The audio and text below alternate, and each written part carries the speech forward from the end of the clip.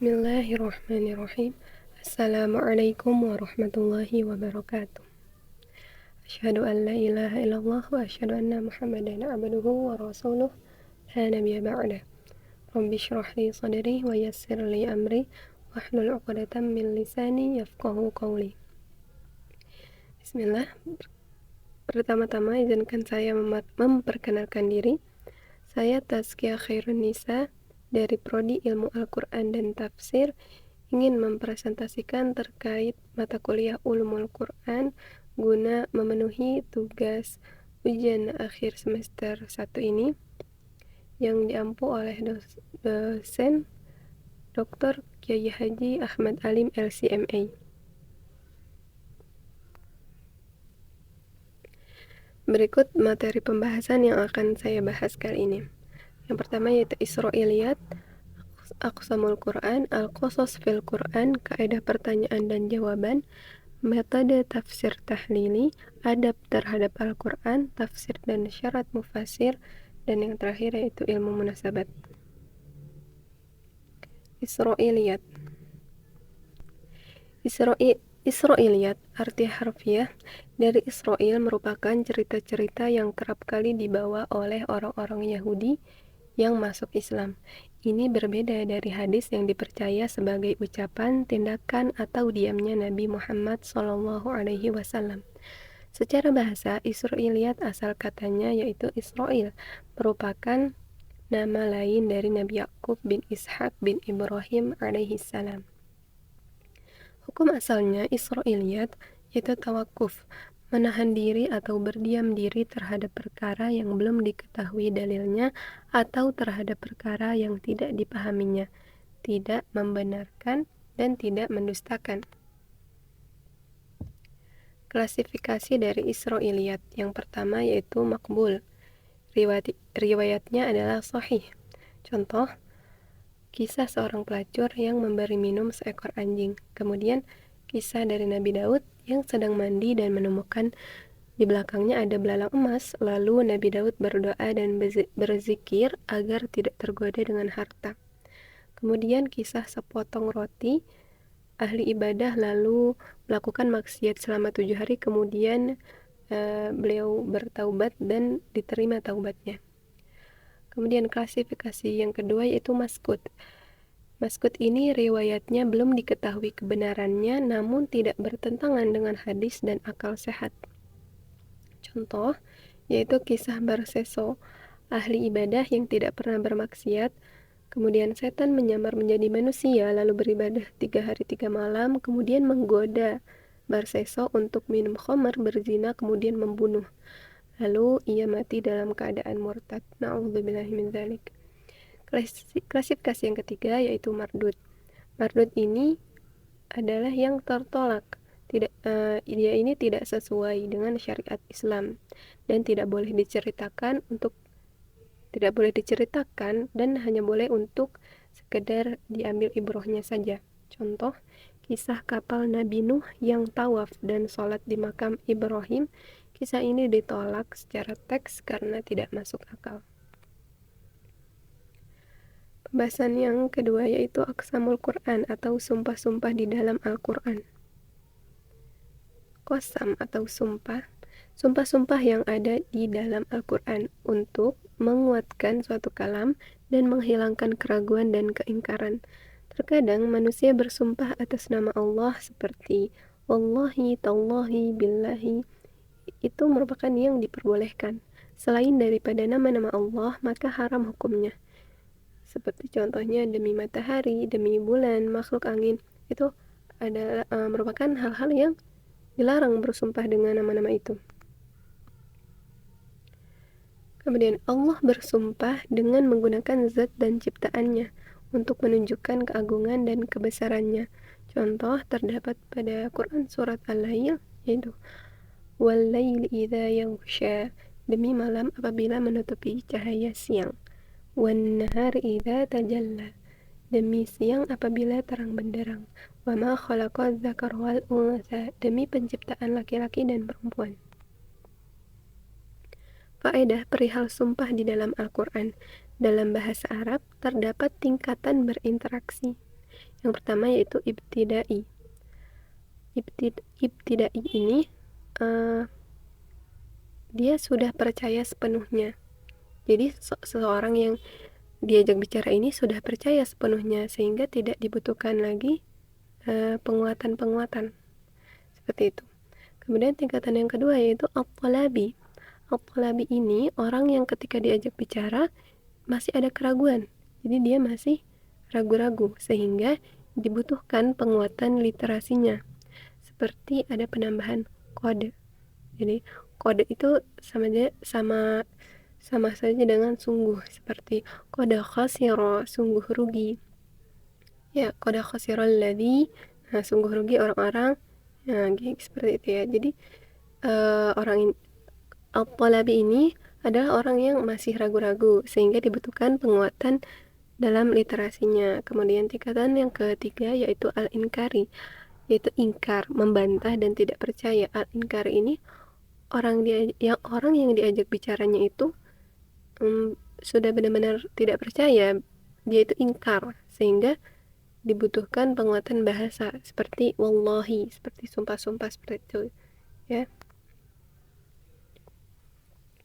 Nah, bagaimana cara mengetahui qasam? Yang pertama yaitu dengan huruf-huruf qasam. Tallahi, billahi, wallahi, seperti itu. Yang kedua, menggunakan huruf la nafi yang diiringi fi'il qasam. Nafs mutmainnah, nafs lawamah, dan nafs amarah. Yang ketiga, tidak ada huruf qasam, tetapi dari sisi kandungan makna terdapat dalam surat Al-Imran ayat 186. Pembahasan yang ketiga yaitu al-qasas fil Quran. Al-qasas artinya meniti jejak sejarah umat-umat terdahulu. Di dalam Al-Quran banyak sekali terdapat kisah-kisah Nabi, Rasul, orang-orang soleh, dan orang-orang toleh. Orang-orang toleh ini orang-orang yang tidak soleh ya, kebalikan dari orang-orang soleh. Tujuan dari kisah-kisah itu ialah memberi pelajaran bagi kehidupan kita, sehingga kita dapat mencontoh kebaikan-kebaikan masa lalu dari orang-orang soleh dan juga meninggalkan keburukan-keburukan dari masa lalu dari orang-orang yang tidak soleh atau toleh tadi. Klasifikasi al-qasas fil Quran. Qasasul Anbiya. Nah, klasifikasi al-qasas fil Quran yang pertama yaitu qasasul Anbiya. Kisah dari para nabi dan rasul, bercerita tentang keteladanan mereka, karakter, moralitas, akhlak, kesolehan individu, dan kesolehan sosial. Dan juga berbicara tentang mukjizat mereka, baik mukjizat hissi, yaitu yang bisa dilihat secara panca indera, ataupun mukjizat al-ilmi atau al-khalibi, yaitu yang kekal abadi seperti Al-Quran. Kemudian yang kedua yaitu kisah orang-orang soleh yang non-anbiya, yang bukan dari kalangan nabi dan rasul. Contoh seperti kisahnya Luqman, Al-Imran, keluarganya Imran, Maryam, Zulkarnain, Ashabul Kahfi, Habil, dan lain-lain. Kemudian yang ketiga kisah orang-orang toleh, yaitu seperti Abu Lahab, Fir'aun, Qarun, Samiri, dan lain-lain. Kemudian yang keempat kisah tentang peristiwa, yaitu mencakup peristiwa-peristiwa yang terjadi di masa lalu, baik yang terpuji maupun yang tidak terpuji. Kemudian yang kelima, kisah yang terjadi di zaman Rasulullah SAW, itu kepribadian Nabi, keluarga Nabi, kejadian perang, Isra Mi'raj, dan lain-lain. Nah, pelajaran yang bisa diambil dari kisah-kisah yang terdapat di dalam Al-Quran ini, yaitu yang pertama adalah sebagai pelajaran untuk kehidupan nyata, baik individu, keluarga, dan sosial. Yang kedua sebagai asas atau landasan dalam berdakwah di jalan Allah Subhanahu wa Ta'ala. Yang ketiga sabat atau keteguhan hati sebagai keteguhan hati. Yang keempat, menguatkan keimanan sehingga kita beriman secara totalitas terhadap semua nabi dan rasul dan tidak membeda-bedakan seorang pun di antara mereka. Yang kelima, menunjukkan bahwa apa yang dibawa oleh nabi itu murni dari Allah Subhanahu wa Ta'ala, bukan dongeng atau khayalan, bukan mitos tetapi realitas. Pembahasan yang keempat yaitu kaidah pertanyaan dan jawaban dalam Al-Quran. Pertanyaan dan jawaban menjadi salah satu metode yang diajarkan Allah Subhanahu wa Ta'ala di dalam mendidik umat ini. Di dalam Al-Quran terdapat pertanyaan-pertanyaan yang pertanyaan tersebut adalah bentuk respon dari wahyu terhadap fenomena atau peristiwa-peristiwa yang terjadi pada saat itu, yang sekarang menjadi pelajaran bagi umat terdahulu atau yang akan mendatang. Pertanyaan-pertanyaan yang ditanyakan pada saat itu oleh umat, maka yang menjawabnya langsung adalah Allah Subhanahu wa Ta'ala. Apa yang dikatakan oleh Nabi sebagai jawaban, maka itu adalah perintah langsung dari Allah Subhanahu wa Ta'ala. Seperti Al-Quran adalah wahyu. Nah, ini tercantum dalam Quran surat An-Najm ayat 3-4, yaitu وَمَا يَنطِقُ عَنِ الْهَوَى إِنْ هُوَ إِلَّا وَحْيٌ يُوحَى. Apa yang diucapkan Nabi bukan dari rekayasa hawa nafsu ataupun logika, tetapi semua itu bersumber dari Allah Subhanahu wa Ta'ala. Jawaban yang terdapat di dalam Al-Quran menunjukkan bahwa Al-Quran itu sebagai sumber dan rujukan dari semua problematika, dan jawabannya bersifat pasti, bukan spekulatif. Pertanyaan Allah kepada Rasul-Rasulnya itu bersifat mendidik, karena Allah adalah yang maha mengetahui segalanya. Hal tersebut menunjukkan bahwa Allah maha mengetahui, maha mengatur, sehingga dapat mendidik para rasul-rasulnya, dan para rasul-rasul tersebut menjadi seorang yang maksum atau terjaga.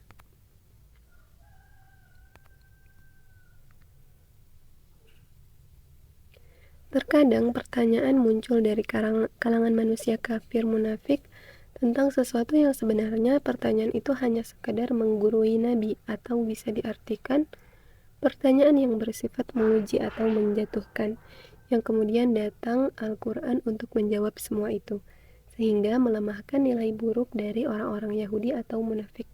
Terdapat dalam Quran surat Al-Isra ayat 85, Allah Subhanahu wa Ta'ala berfirman, dan mereka bertanya kepadamu Muhammad tentang roh, katakanlah, roh itu termasuk urusan Tuhanku, sedangkan kamu diberi pengetahuan hanya sedikit.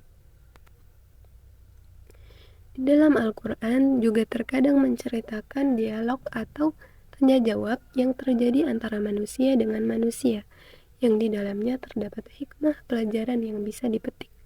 Seperti dalam surat Yusuf, dalam Quran surat Yusuf, Allah Subhanahu wa Ta'ala menceritakan tentang kisah Nabi Yusuf alaihi salam dan keluarga besar Nabi Yusuf, saudara, sahabat.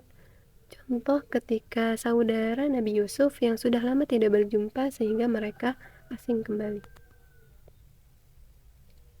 Salah satu obat dari keraguan yaitu dengan bertanya kepada ahlul ilmu agar mendapatkan sesuatu kebenaran. Ilmu didapat dengan banyak bertanya, tetapi dengan pertanyaan yang bermutu atau bermakna, karena kebodohan merupakan induk dari semua keraguan-raguan. Ketidaktahuan tentang ilmu, oleh karenanya kebodohan harus diobati. Allah Subhanahu wa Ta'ala menjelaskan agar manusia senantiasa menggali daripada ilmu-ilmu Allah dari sisi kebodohan manusia yang dari asalnya jahil menjadi alim. Dalam Quran surat Yasin ayat 78, Allah Subhanahu wa Ta'ala berfirman, dan dia membuat perumpamaan bagi kami dan melupakan asal kejadiannya. Dia berkata, siapakah yang dapat menghidupkan tulang belulang yang telah hancur itu, yang telah hancur dulu? Makna ayat ini ketika orang-orang ateis yang tidak mempercayai Allah dan tidak mempercayai hari kebangkitan, maka Allah berkata, katakan wahai Muhammad, yang menghidupkan itu ialah Allah yang menciptakan sedari awal, seperti di awal. Maka tidak ada agama melebihi kesempurnaan Islam, yang mana Islam itu adalah agama yang realistis, datang membawa solusi dan segala problematika yang ada. Maka Allah Subhanahu wa Ta'ala mendatangkan ayat pertanyaan dan jawaban yang indah bagi kehidupan ini. Pembahasan yang kelima yaitu metode tafsir tahlili. Klasifikasi tafsir. Yang pertama, metode tafsir ijmali yaitu menafsirkan ayat Al-Quran dengan singkat tetapi secara global. Yang kedua yaitu tafsir tahlili, yaitu menafsirkan ayat Al-Quran dengan cara menguraikan kata per kata, ayat per ayat, hingga surat per surat secara berurutan. Yang ketiga yaitu tafsir maudhu'i, ialah metode penafsiran berdasarkan tematik seperti tema masalah hukum, masalah keutamaan Al-Quran, ekonomi, keluarga, negara, dan lain-lain. Yang keempat yaitu metode tafsir muqarrin, yaitu metode mencari kandungan ayat Al-Quran dengan cara dibandingkan suatu ayat dengan ayat yang lain yang memiliki kesamaan kasus masalah. Pengertian secara bahasa tafsir tahlili yaitu membuka sesuatu yang tertutup atau mengurai sesuatu. Secara istilah yaitu menafsirkan Al-Quran lafaz per kata, menafsirkan Al-Quran kata per kata, ayat per ayat, menganalisis secara berurutan sesuai kajian bil ma'thur secara riwayat atau secara bil ra'i secara ijtihad atau logis. Kitab Jalalain merupakan tafsir tahlili yang sangat ringkas ditulis oleh dua ulama yaitu Jalaluddin Al-Mahalli dan Jalaluddin As-Suyuti, yang saling melengkapi karena Imam Jalaluddin Al-Mahalli itu sendiri belum sempat menuntaskan tafsirnya dan kemudian diteruskan oleh Imam Jalaluddin As-Suyuti, yang mana itu menunjukkan terjaganya suatu ilmu itu karena amanahnya para ulama meneruskan sebagai warasatul anbiya, sehingga tradisi sanad menjadi terjaga oleh tradisi sanad terjaga oleh Allah Subhanahu wa taala hingga akhir zaman kelak. Langkah-langkah yang dilakukan para mufassirin dengan metode penafsiran tahlili. Yang pertama yaitu menerangkan surah Makkiyah atau Madaniyah di awal surah. Biasanya dalam tafsir tahlili, asbabun nuzul dijabarkan mengenai surat Makkiyah ataupun Madaniyah dijelaskan secara rinci baik kata per kata, ayat per ayat. Yang kedua, menerangkan mengenai asbabun nuzulnya. Mengetahui asbabun nuzul itu penting karena inilah yang melatar belakangi turunnya suatu ayat. Oleh karenanya, para mufassirin yang mentahlil suatu tafsir harus diiringi dengan asbabun nuzulnya. Yang ketiga, tinjauan dari sisi mufradatnya atau kosakata. Ditahlil dari sisi kata per kata sehingga pemaparannya lengkap baik dari sisi lugatan, istilahan maupun masdarnya. Yang keempat, yaitu ditinjau dari i'rab dan balaghahnya, menjelaskan baik rafa, nasab, jar, dan menjelaskan rahasia dari makna ayat tersebut seperti dalam kitab tafsir Ruhul Ma'ani. Yang kelima, menerangkan unsur-unsur falsa, bayan, dan i'jaz. Bagaimana ilmu Al-Quran menjawab semua tantangan kontemporer yang tidak termakan zaman. Yang keenam, memaparkan kandungan ayat secara umum. Dijelaskan makna ayat secara umum atau global keseluruhan. Yang ketujuh, menggali hukum. Menggali kandungan hukum dari ayat Al-Quran seperti halal haram sehingga timbulnya hukum istimbatul ahkam. Metode tahlili bersifat sistematis karena kandungan Al-Quran dijelaskan secara rinci baik halal haram dan sesuai berdasarkan urutan ayat baik dari surat Al-Fatihah sampai dengan surat An-Nas. Imam Al-Ghazali juga menulis kitab yang panjang lebar tentang masalah fikih dan usulnya, seperti kitab Al-Basita bertangan yang luas. Kemudian diringkas lagi menjadi kitab Al-Wasita. Kemudian masih diringkas lagi oleh Imam Al-Ghazali, namanya adalah kitab Al-Wajiz. Begitulah tradisi para ulama yang ringkas disyarah dan yang panjang lebar diringkas. Maka dari itu, literasi ilmu harus terus berkembang.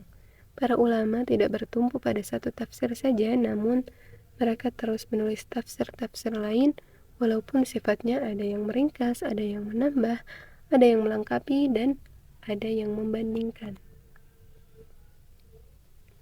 Ciri-ciri metode tahlili. Yang pertama, menafsirkan dari lafaz per lafaz secara urut. Kemudian mengemukakan munasabah atau korelasi antara ayat per ayat atau surat per surat. Yang ketiga, menjelaskan asbabun nuzul, sebab-sebab turunnya Al-Quran. Keempat, menganalisis lafaz atau mufradat dengan sudut pandang kebahasaan atau linguistik.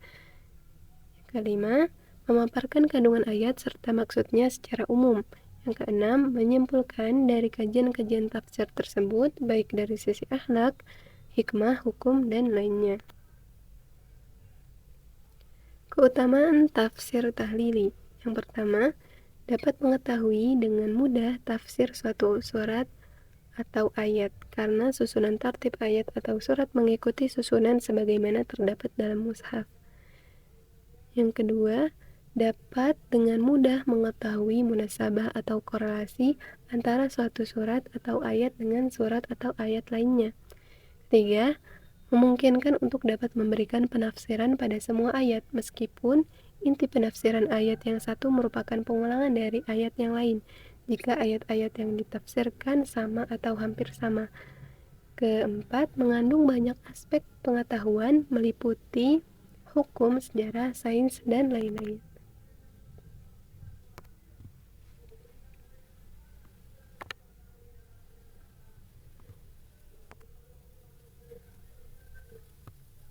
Contoh-contoh kitab tafsir tahlili dikelompokkan menjadi dua, yaitu tafsir tahlili bil ma'thur yang berdasarkan riwayat dan tafsir tahlili bil ra'i. Pertama, tafsir tahlili bil ma'thur, contohnya yaitu kitab Jami' al-Bayan Ta'wil Al-Quran Al-Karim karya Ibnu Jarir At-Tabari dan terkenal dengan tafsir At-Tabari. Yang kedua, Ma'alim Al-Tanzil karya Al-Baghawi. Ketiga, tafsir Al-Quran Al-Azim karya Ibnu Katsir. Yang keempat, Ad-Durrul Al-Mansur fi At-Tafsir bil-Ma'thur karya Al-Suyuti. Contoh yang kedua yaitu dari tafsir bil ra'i. Yang pertama ada tafsir Al-Khazin karya Al-Khazin. Yang kedua tafsir Anwar Al-Tanzil wa Asrar Al-Ta'wil karya Al-Baydawi.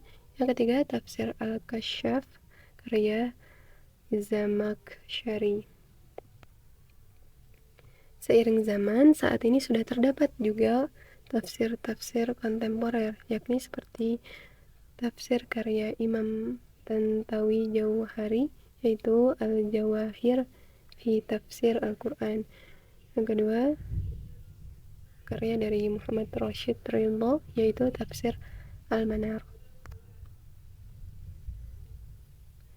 Segala jenis ilmu itu sudah terkandung dalam Al-Quran. Seorang akademisi harus urut cara berpikirnya, tidak boleh separuh-separuh, karena ada beberapa ayat yang turun secara bertahap. Seperti contohnya ayat riba, ayat khamar, ayat-ayat itu tidak turun sekaligus. Kalau tidak dikaji secara tahlili dan tidak tuntas, dikhawatirkan dia berhenti pada satu ayat, padahal ayat itu ada nasakh dan mansukhnya. Padahal ayat itu belum tuntas, sehingga ilmunya parsial atau separuh-separuh. Pembahasan yang keenam yaitu adab terhadap Al-Quran. Para ulama menganjurkan untuk mencium mushaf setelah membaca Al-Quran. Kedua, ketika mushaf dirobek atau dirusak, tidak boleh dibuang, seharusnya dikubur atau dibakar.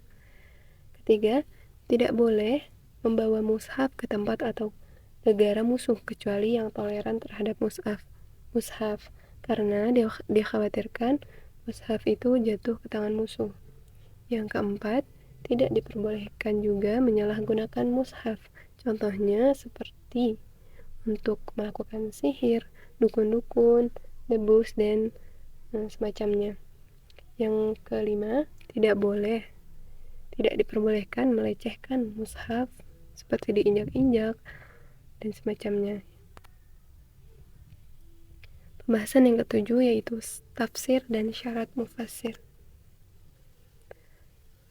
Asal kata at-tafsir mengikuti wazan taf'il yang artinya adalah al-bayan al-kashfu al-izhar, memperjelas dan membuka sesuatu yang masih tertutup dan mengungkap isi firman Allah Subhanahu wa ta'ala sehingga jelas maknanya.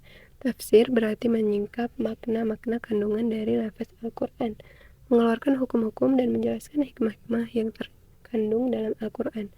Ilmu tafsir merupakan ilmu alat untuk mengungkap isi kandungan Al-Quran, sehingga ilmu tafsir ini merupakan ilmu yang paling afdal atau utama dibanding ilmu-ilmu yang lainnya. Sebagian ulama menyamakan antara tafsir dan ta'wil, tetapi juga terdapat perbedaan di antaranya. Menurut Imam Ar-Rabi Al-Asbahani, beliau menyampaikan bahwa tafsir itu lebih umum daripada ta'wil.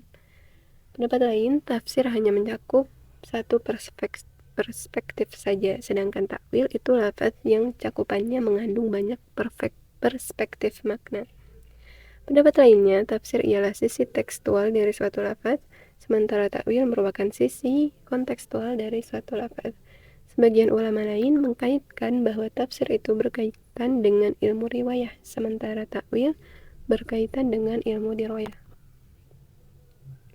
Imam Az-Zarkashi menyimpulkan bahwa tafsir ialah ilmu khusus yang digunakan untuk memahami kandungan kitab Allah Subhanahu wa ta'ala yang diturunkan kepada Nabi Muhammad SAW untuk menjelaskan kandungan makna, mengeluarkan hukum-hukumnya dan hikmah-hikmah di dalamnya. Dalam hadis Ibnu Mas'ud, beliau menceritakan bagaimana pola para sahabat ketika mempelajari Al-Quran. Seorang di antara kita ketika mereka belajar 10 ayat, mereka tidak melebihi 10 ayat itu sampai mereka paham makna kandungannya atau tafsirnya. Setelah itu diamalkan di dalam kehidupannya. Ada 4 metode untuk menghafal Al-Quran, yaitu tartil, tahfiz, tafsir, dan tatbiq. Metode Nabi Muhammad SAW ketika mengajarkan tafsir kepada para sahabat secara langsung ketika ayat dibacakan. Meski Al-Quran berbahasa Arab dan para sahabat adalah orang Arab asli, masih ada pertanyaan-pertanyaan dari para sahabat terkait maksud kandungan ayat secara kontekstual. Syarat-syarat yang harus dimiliki untuk menjadi seorang mufassir, yaitu yang pertama, yang memiliki kompetensi dasar spiritual, yaitu yang diberi hikmah oleh Allah Subhanahu wa ta'ala, seperti dalam Quran surat Al-Baqarah ayat 269, dia memberikan hikmah kepada siapa yang dia kehendaki. Barang siapa diberi hikmah, sesungguhnya dia telah diberi kebaikan yang banyak. Dan tidak ada yang dapat mengambil pelajaran kecuali orang-orang yang mempunyai akal sehat. Dan juga dari kompetensi dasar spiritual itu ialah yang mampu memahami isi kandungannya. Nah, seperti dalam Quran surat Al-Ankabut ayat 43, dan perumpamaan ini kami buat untuk manusia dan tidak ada yang akan memahaminya kecuali mereka yang berilmu.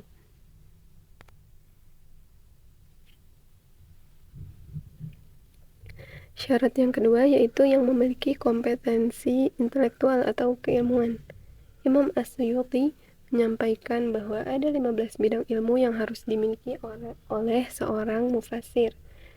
Itu yang pertama ialah ilmu balaghah, ilmu nahwu, sharaf, ilmu al-ishtiqaq, ilmu ma'ani, ilmu bayan, ilmu bali, ilmu qiraat, ilmu usuluddin, ilmu usul fiqh, ilmu asbabun nuzul, nasakh dan mansukh, ilmu fikih, hadis, dan ilmu mauhibah atau intuisi. Nah, ilmu mauhibah atau intuisi ini didapat ketika seseorang itu sudah mempunyai pengalaman yang matang atau mendarah daging dan sudah terlatih seperti itu ya. Dan syarat yang ketiga yaitu harus memiliki akidahnya yang lurus.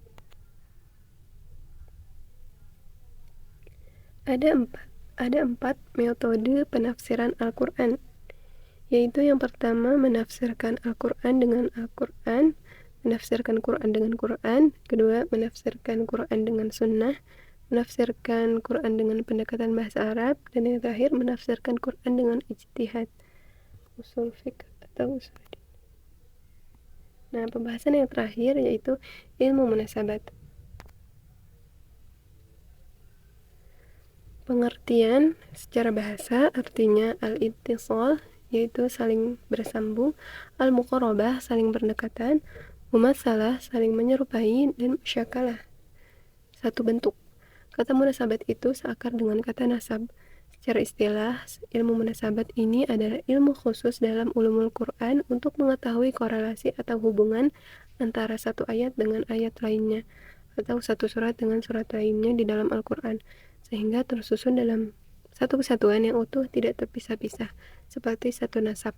Ada keterkaitan dan hubungan antara satu dengan yang lainnya, yang itu nantinya akan membuahkan banyak hukum dan hikmah. Tujuan mempelajari dari ilmu munasabat yang pertama, menguatkan hubungan suatu ayat yang dibahas dengan ayat berikutnya atau ayat sebelumnya, sehingga susunan makna ini serasi dan teratur secara komprehensif. Yang kedua, di sisi lain, setelah paham dengan ilmu munasabat itu, kita akan merasakan betapa indahnya susunan ayat dan surat dalam Al-Quran, dengan keindahan pola bahasa, pola kata, pola makna yang digunakan di dalam Al-Quran. Yang ketiga, sebagai seorang pecinta Al-Quran, dengan ilmu ini kita akan lebih menjiwai ketika membaca ataupun menjelaskan makna dalam Al-Quran. Yang keempat, ilmu ini dapat membantu di dalam menafsirkan Al-Quran, menerjemahkan Al-Quran, mentadaburi Al-Quran, dan bahkan mengamalkan isi Al-Quran. Para ulama dahulu telah banyak sekali menulis spesifik secara khusus tentang ilmu munasabat ini. Imam As-Suyuti dalam Al-Itqan mengatakan salah satu ulama yang fokus memberikan perhatian terhadap ilmu ini adalah Imam Abu Ja'far Ibnu Zubair, Syekh Abi Hayyan, gurunya Imam Abi Hayyan, dalam kitabnya Al-Burhan fi Munasabati Tartili Suwaril Quran. Demikian juga ulama yang dikenal dengan ahli munasabat, yaitu Imam Burhanuddin Al-Miqai, dengan kitabnya yang sangat terkenal yaitu Nadmud Duror fi Tanasubi Al-Ayu wa Yithwar. Sebagian ulama setelah melakukan penelitian bahwa orang yang pertama kali dari kalangan para ulama yang menyusun kitab secara khusus ataupun ilmu secara khusus berkaitan dengan ilmu munasabat ini adalah Imam Asy-Syaikh Abu Bakar An-Naisaburi. Imam Izzuddin Abdussalam mensyaratkan orang yang berhak untuk mengkorelasikan antara ayat dengan ayat, surat dengan surat adalah yang memang harus didukung dengan ilmu, berdasarkan dengan ilmu, bukan dengan berdasarkan prasangka. Contoh praktek ilmu munasabat. Yang pertama, munasabat antara surat Al-Ma'un dengan surat setelahnya, yaitu surat Al-Kautsar. Setelah Allah menyebutkan 4 sifat orang munafik yang terdapat dalam surat Al-Ma'un, maka di dalam surat Al-Kautsar itu Allah Subhanahu wa taala melanjutkan dengan sifat orang mukmin. Terdapat studi komparatif di sini. Allah Subhanahu wa taala melakukan perbandingan. Contoh kedua yaitu munasabat antara awal surat dengan akhir surat dalam satu surat yang sama. Misal dalam surat Al-Qasas, pada awal surat Allah Subhanahu wa taala menceritakan tentang kisah Nabi Musa alaihi salam, dan di akhir surat menceritakan tentang kisah Nabi Muhammad sallallahu alaihi wasallam.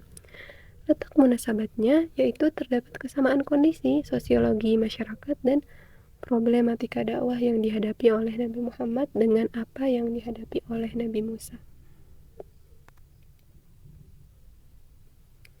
Contoh ketiga yaitu munasabat antara nama surat dengan tujuan turunnya.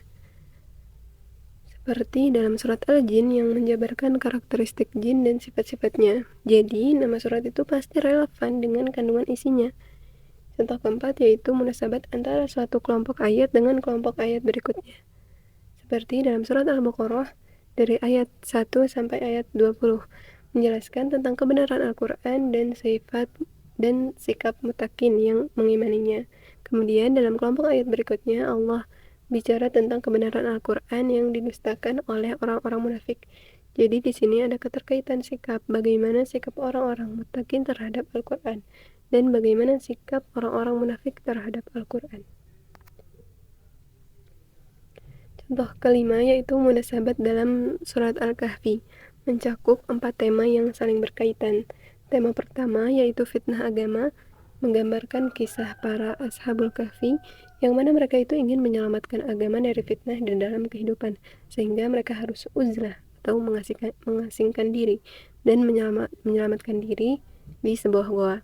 Tema kedua yaitu fitnatul mal, ujian harta, menceritakan tentang kisah pemilik 2 kebun, sahibul jannatain. Tema ketiga yaitu fitnah ilmu, yaitu ujian ilmu, menceritakan tentang kisah Nabi Musa dan Nabi Khidir, bagaimana Nabi Musa itu diuji dengan sedemikian rupa dalam keilmuannya. Tema keempat yaitu fitnah jabatan atau kekuasaan, kisah tentang Raja Zulnal Masyriq wal Maghrib. Nah, dari keempat tema ini mengandung korelasi makna. Jadi setiap temanya ya.